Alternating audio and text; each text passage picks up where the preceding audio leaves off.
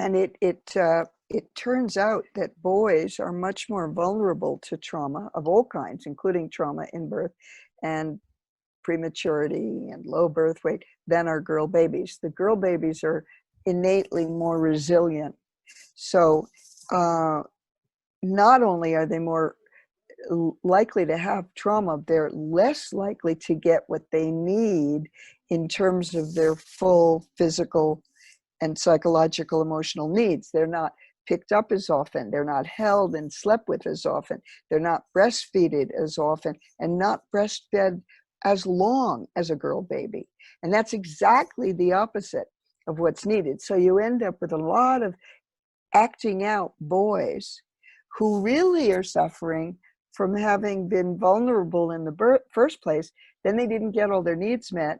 And then they had a lot of trauma, and they're raised in society that the prevailing notion is we need to toughen up our boys.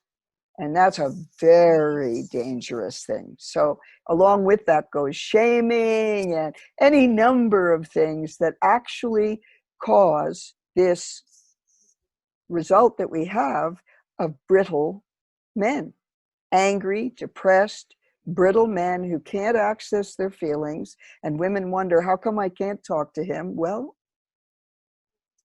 it's because we've damaged our boys even more than our girls. So yeah, the subject of trauma is very interesting and very, very important if we want to break the cycles of abuse and neglect in our families.